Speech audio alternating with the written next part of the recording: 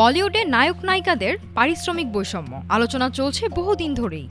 দীপিকা পাড়ুকোনের ৮ ঘন্টার shooting shift দাবি ঘিরে যখন নতুন বিতর্ক তৈরি হয়েছে, ঠিক সেই সময়ই স্বেচ্ছার হলেন বলিউডের ধকধক গার্ল মাধুরী দীক্ষিত।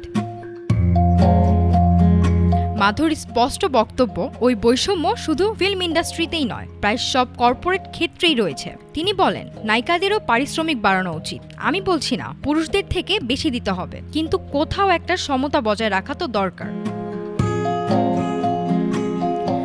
ক্যারিয়ারের শুরু থেকে মাধুরী ছিলেন বলিউডের টপ নায়িকা, তবুও অভিনেত্রীদের তুলনায় অভিনেতাদের বেশি পারিশ্রমিক। এই বাস্তবতা তিনি বরাবরই অনুভব করেছেন। তার ভাষায়, এই লড়াই তো বহুদিনের, সবাই চেষ্টা করছেন সমতা আনার। সম্প্রতি দীপিকা পাড়ুকোন বলেছিলেন, ৮ ঘন্টা হলেই ঠিকঠাক কাজ করা সম্ভব, তার বেশি নয়। সেই বক্তব্য ঘিরে রীতিমতো ঝড় উঠে ফিল্ম দুনিয়ায়। এবার সে ইস্যুতেই মুখ খুললেন মাধুরী।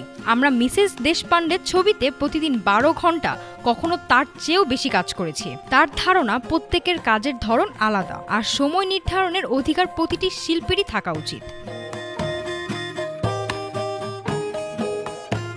মাধুরীর মতে, যদি কোনো নায়িকা নিজের মতে স্পষ্ট করে বলতে পারেন আমি এত ঘন্টা কাজ করব, তাহলে বুঝতে হবে তার সেই ক্ষমতা আছে। শিল্পীর স্বাধীনতা বজায় থাকাটা সবচেয়ে গুরুত্বপূর্ণ। নায়িকাদের পারিশ্রমিক, শুটিংয়ের সময়সীমা, সবকিছুতে সমতা ও সম্মান বজায় রাখার দাবি আবারও জোরালো করলেন মাধুরী দীক্ষিত। বলিউডের পর্দার আড়ালে যে লড়াই চলছে, এই মন্তব্য তাতে নতুন আলো ফেলল।